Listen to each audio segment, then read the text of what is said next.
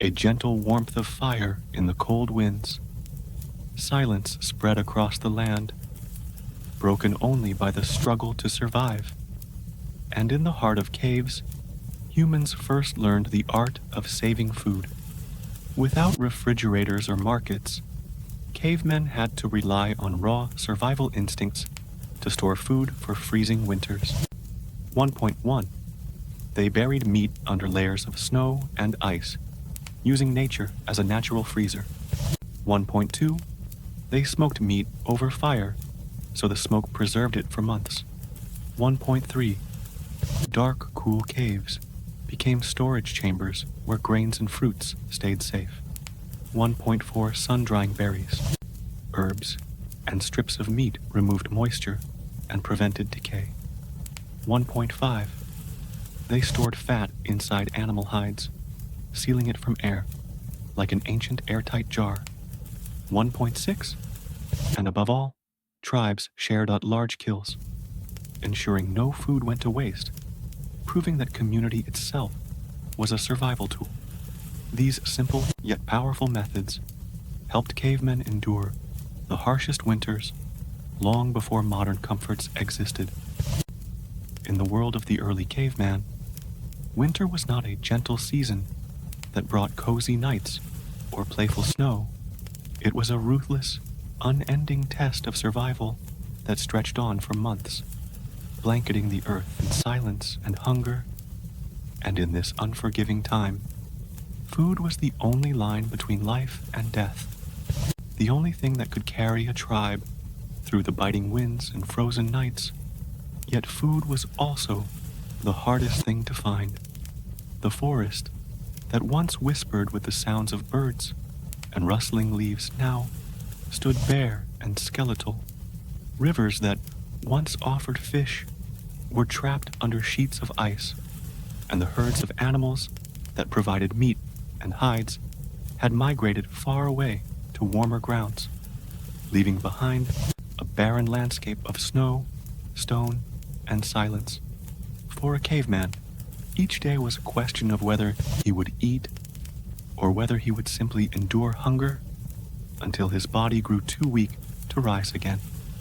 In this harsh and endless winter, survival was not only about hunting, it was about learning to hold on to whatever food was caught before the snow swallowed all hope. And thus began one of the first great human discoveries, the art of burying food beneath the ice. It started in the most ordinary way, almost by accident. A hunter, too tired to carry the entire remains of his kill, left scraps in the snow, expecting that wild animals would take them by the next sunrise. Yet when he returned days later, driven by hunger to scavenge even what was left behind, he found the meat stiff, frozen, and shockingly untouched by rot. The cold had preserved it, locking it away as if nature itself had offered a storage place. For the cavemen, who lived every day on the edge of famine, this was not a small discovery. It was revolutionary. Soon the tribe began to experiment, watching the snow carefully, testing how long a piece of meat could last when buried beneath ice, noticing that colder places near rivers or shaded cliffs kept food longer, and realizing that the deeper the burial, the safer the storage. The ground became their freezer, the snow their invisible jar, and suddenly, survival no longer depended only on the daily hunt, but also on preparation, foresight, and cleverness. Imagine their world, icy winds howling outside the cave, children huddled close to the fire, elders murmuring stories of spirits and survival, while a hunter stepped out into the storm, walked to a marked pit in the snow, brushed away the frost with his rough hands, and pulled out meat that had been hidden weeks earlier, still fresh, still edible, still life-saving. These early snow pits were simple, shallow depressions dug into the frozen earth, filled with layers of snow, ice, and stone. then covered again with snow to seal out the air. Over time, they learned to line these pits with animal skins or leaves, adding an extra barrier between the meat and the hungry scavengers of the wild.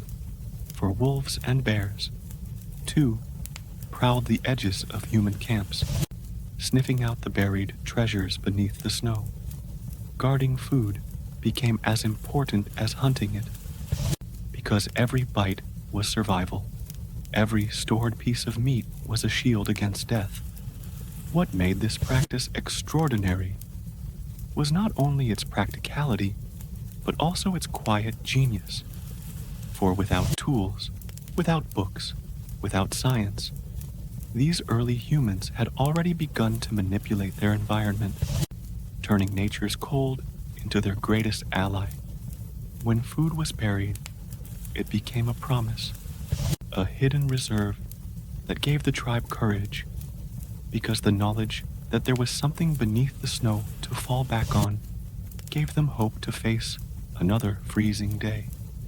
In this way, the art of burying food beneath the ice shaped more than just survival. It shaped human psychology. It gave the cavemen the first taste of security, the first whisper of planning for the future, instead of only living from one hunt to the next. Some tribes perfected the practice by choosing special spots for their snow pits, places shaded by cliffs, sheltered from direct sunlight, or near flowing water where the ground stayed colder for longer. They marked these spots with stones or wooden branches so they could find them again, even after heavy snowfalls. Over seasons, these hidden storage places became part of the tribe's memory, passed down from one hunter to another, much like sacred knowledge. In the evenings, when hunger pressed against the ribs and the storm outside screamed against the cave walls, the decision to open one of these pits was not taken lightly. The tribe would debate. Was it time to use the reserve? Or should they endure another day to make the food last longer? Every piece of buried meat became a treasure chest of calories, carefully rationed and guarded. Children would watch in awe as the hunters returned with meat dug out from the ground, steaming as it thawed near the fire, turning into soup that filled the bellies of the weak and gave new strength to the tribe. Without these snow pits, the story of humankind might have ended in silence, wiped away by the cold. Yet because of this innovation, the cavemen endured. The earth itself had become their partner in survival. The act of burying food beneath ice was more than instinct. It was the beginning of human ingenuity, the first step towards controlling the environment, the first proof that mankind would not simply bow to nature's cruelty, but would learn to bend it, to use it, and to overcome it. And in those endless winters, as the snow piled higher and the winds screamed louder, beneath the ground lay the secret of survival, silent, hidden, waiting, frozen gifts that turned death into life and gave birth to the first chapters of human endurance. In the heart of the Stone Age, when winter stretched on endlessly and food spoiled faster than it could be eaten, the cavemen stumbled upon another miracle of survival. Not hidden in the snow this time, but rising in delicate spirals above the fire, in the smoky veil that wrapped itself around fresh meat. Fire was already sacred to them. It gave warmth, protection from predators, and light in the darkest nights. But one day, by chance, they discovered that it could also guard their food against the cruel march of time. It may have begun when a hunter left meat too close to the flames, the outer flesh blackening, hardening, while smoke curled over it for hours. When he finally tore into it, days later, expecting rot, he was shocked to find it not only edible but strangely preserved. The smell stronger, the taste different, and most importantly, the decay halted. This discovery was not just an accident of hunger, it was the birth of smoking, an ancient technology that turned fragile meat into long-lasting stores of energy. Slowly, the tribe began to experiment. They built small fires at the mouths of caves, hanging strips of meat above the smoke so that the rising air could weave its invisible protection. The smoke carried with it natural compounds from burning wood, phenols, and acids that they did not understand, but instinctively recognized as powerful allies. The meat dried slowly, losing its moisture, while smoke coated it with a thin, invisible armor. Hours turned to days, and the result was astonishing. Meat that would have rotted in a single night now lasted for weeks, sometimes even months, allowing tribes to plan ahead and survive lean times.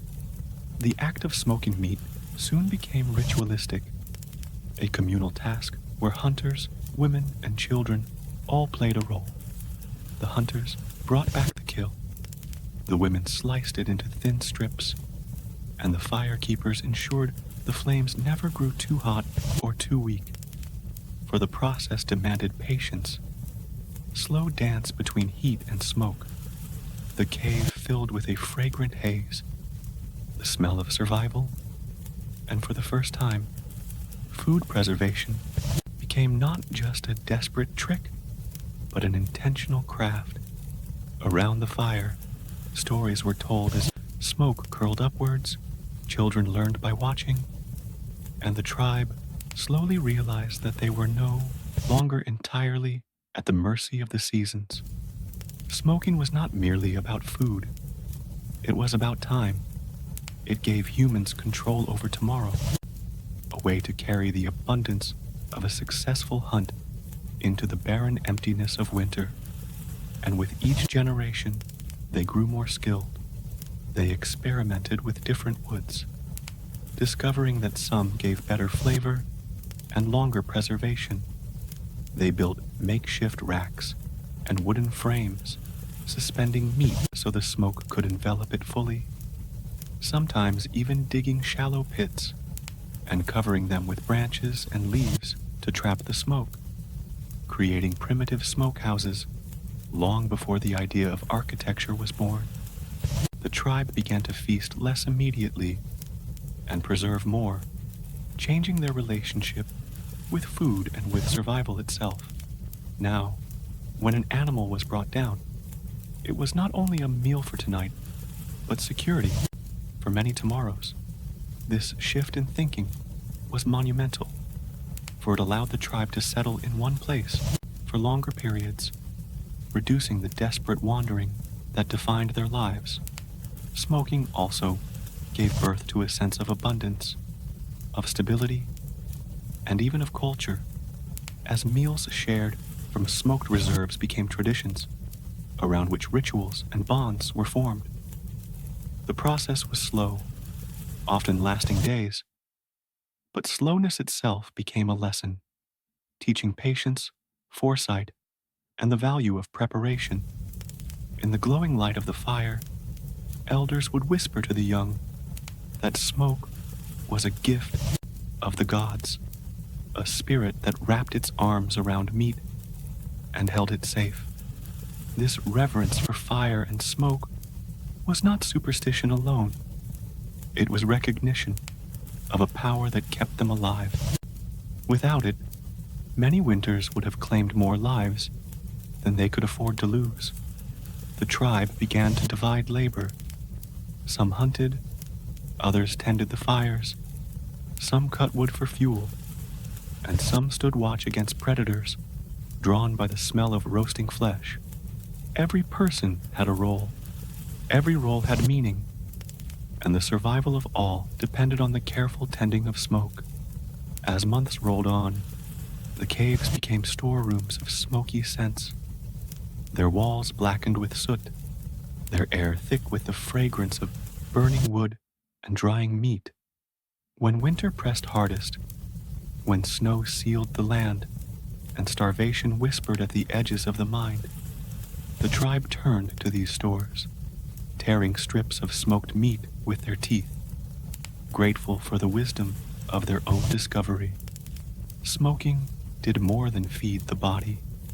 It fed the spirit with the assurance that man was learning, adapting, inventing. It was proof that humans were no longer helpless animals, caught in the jaws of nature, but problem solvers, builders of methods, keepers of secrets that tilted the balance in their favor. In every curl of smoke lay a victory over decay, a victory over hunger, a victory over death itself. To the cavemen, the fire was life, but the smoke was memory. It meant that a good hunt would not vanish in a single feast, but could be carried into the coldest days.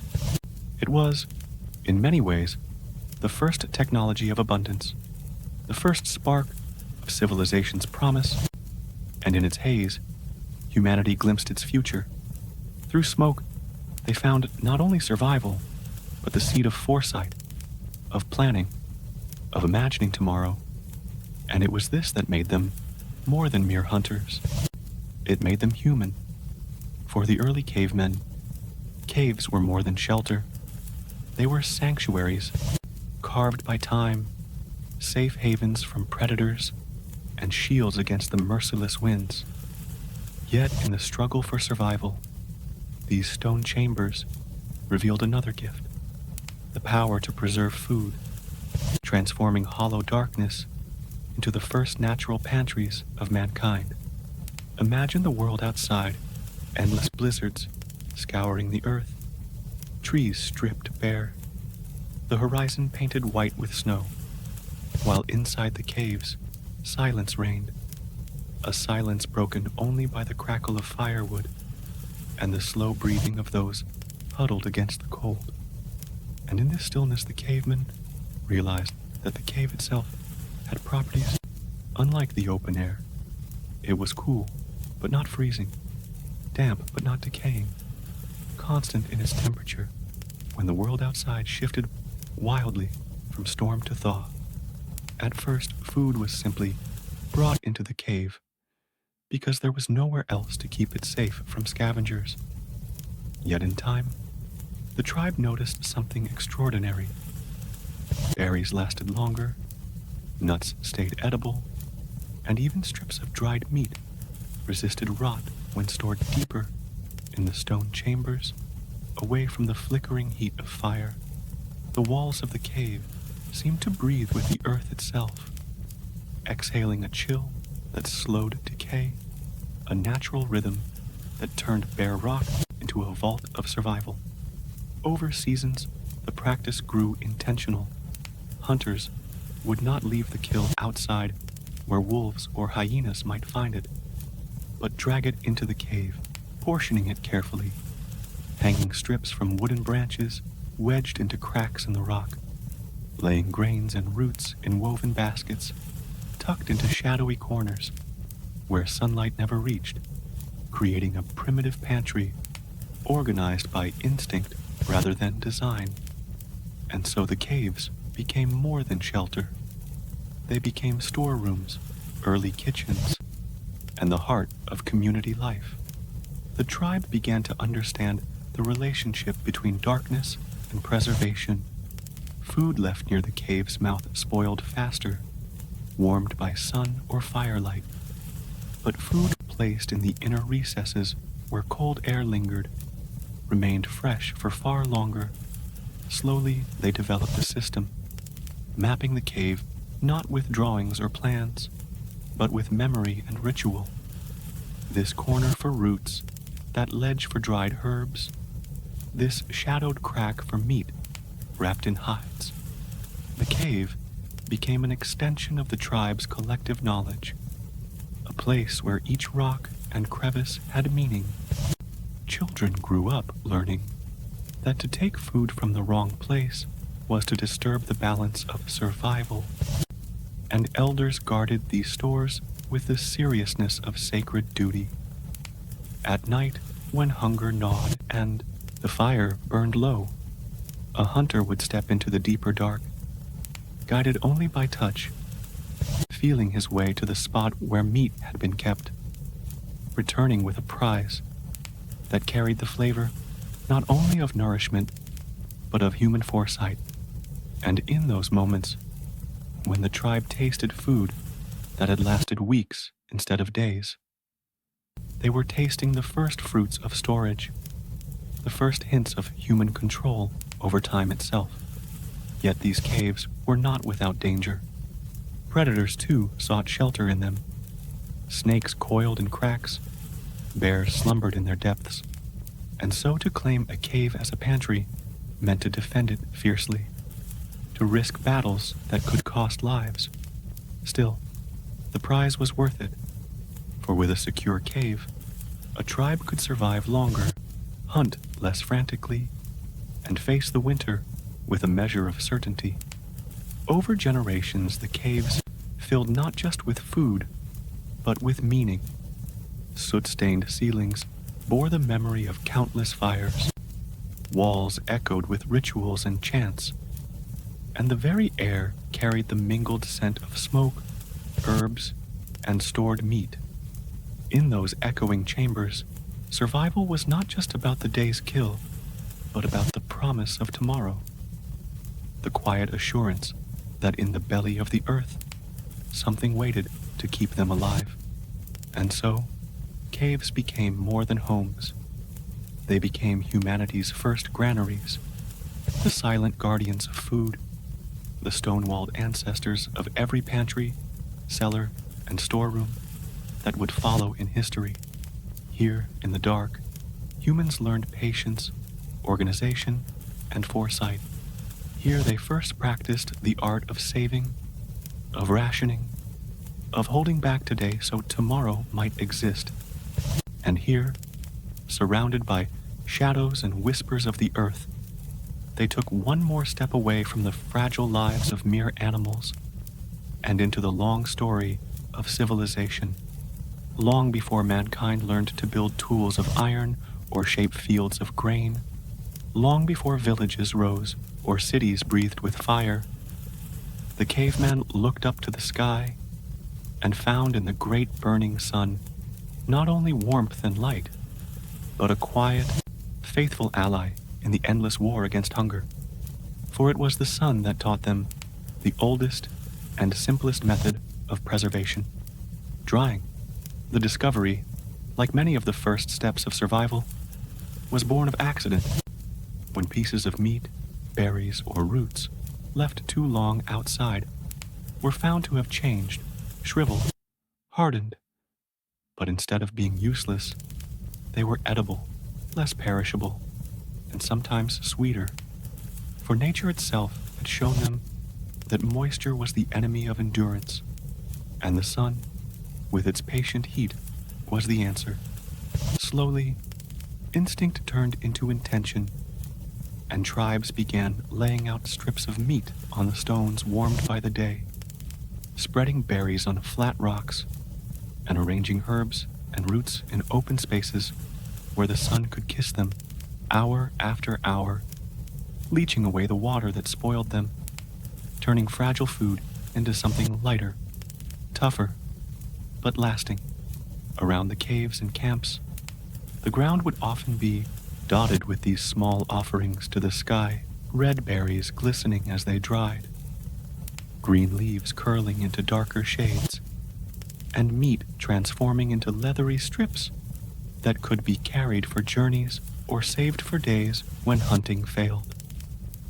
It was not glamorous, not dramatic, but it was revolutionary, because for the first time, preservation was not only about hiding food under snow or guarding it in caves.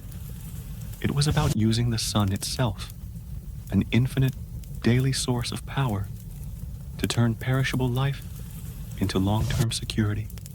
The tribe learned by watching, by tasting, by failing and trying again, discovering that too much sun scorched food into dust, too little left it vulnerable to rot, and so balance became the lesson.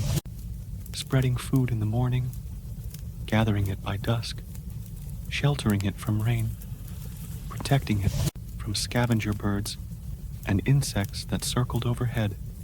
Mothers taught children to chase away crows from drying racks, while elders placed stones over fruits to stop them from blowing away in strong winds. Over time, sun drying became part of the rhythm of life itself, a daily task as familiar as tending fires or sharpening tools. Strips of dried meat, lighter and easier to carry, allowed hunters to travel farther, to chase herds across valleys without fear of starvation. For they could tuck the sun's gift into leather pouches and eat while moving, no longer chained to the immediate urgency of a fresh kill. Dried berries, though small, became precious sources of sweetness and energy in the depths of winter, when the land outside lay buried in frost, and herbs dried under the sun, not only flavored broths, but healed wounds, soothed fevers, and passed knowledge from one generation to the next, for the art of drying was also the art of medicine.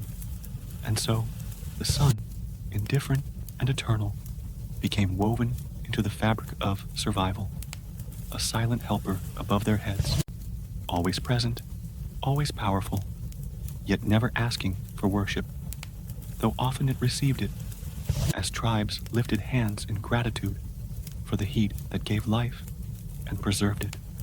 What made this practice extraordinary was its portability. Unlike snow pits or caves, the sun could be used anywhere, on journeys, on riverbanks, even in strange lands, so long as the sky was clear. It was this universality that gave humanity mobility, freeing them to wander farther, settle in new places, and still trust that their food could endure. Each dried strip of meat, each handful of shriveled fruit, each bundle of crisped herbs represented foresight, planning, and the refusal to bow before nature's cruelty. In the evenings, when food was gathered and tucked away, the tribe would eat a little of the dried reserves, sometimes chewing tough strips of meat softened in broth, sometimes crushing dried herbs into drinks. And in those quiet moments, under fading light, they felt the bond between earth and sky, cave and sun, man and survival. The act of drying food was simple, but it was genius hidden in plain sight. The first use of solar power, the first controlled partnership with the greatest force above. And in its warmth lay not only the promise of another day, but the seed of every future technique of preservation mankind would invent.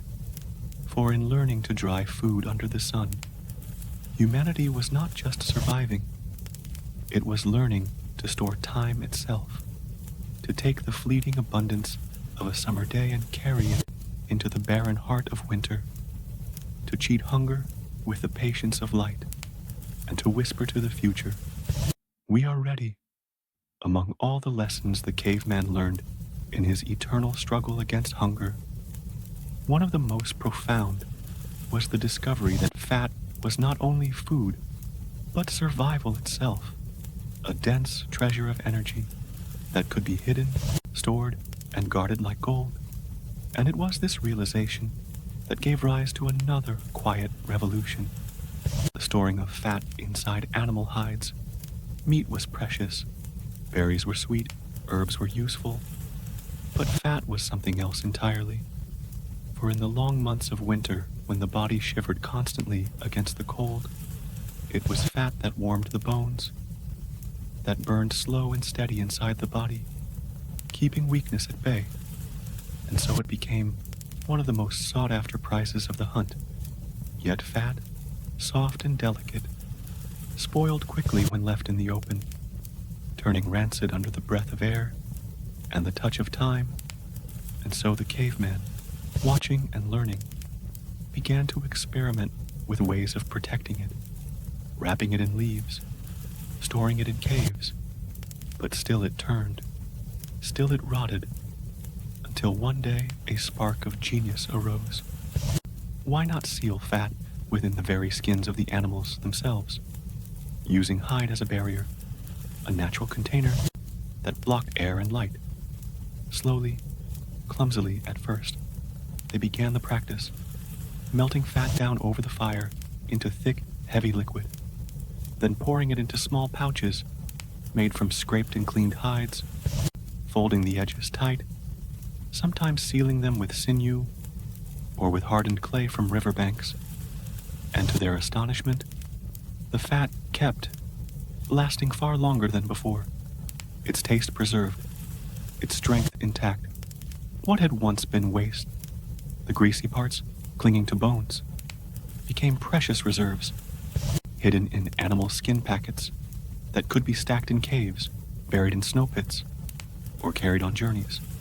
Over time, these pouches of fat became more than just food. They were survival kits, fuel for fire when wood was scarce, ointments for cracked skin in the biting cold, even adhesives for tools when mixed with ash or resin, a multi-purpose resource as vital as any weapon or shelter.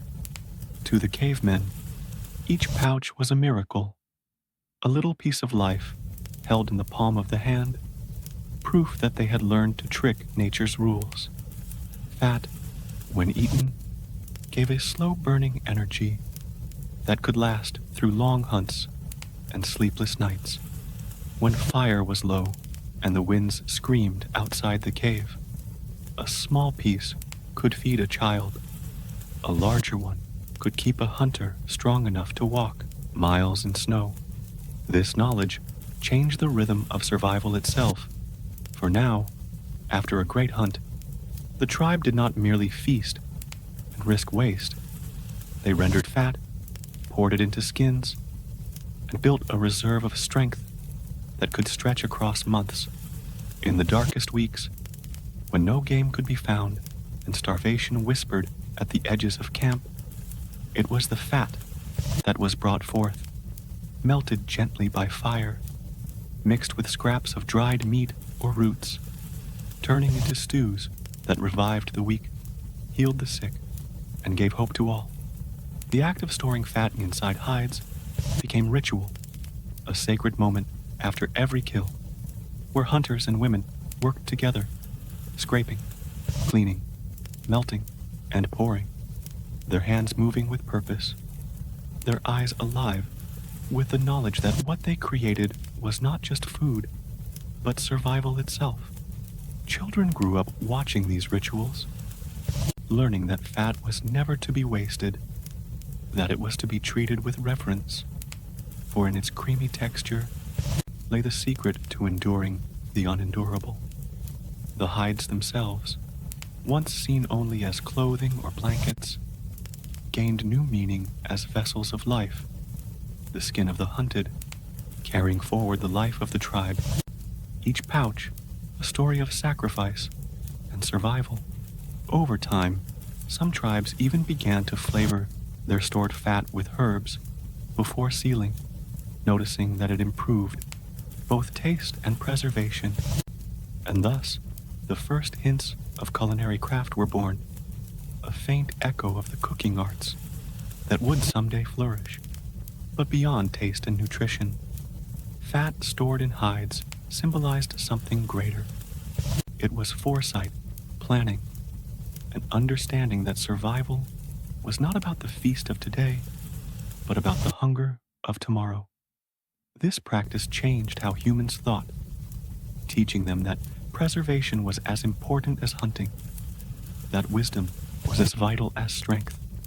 And so, in caves darkened by fire smoke, in snow pits dug deep into the frozen ground, in valleys where tribes wandered with their packs, little bundles of hide-bound fat became lifelines, treasures more valuable than meat itself, because meat could feed for days, but fat could sustain for seasons.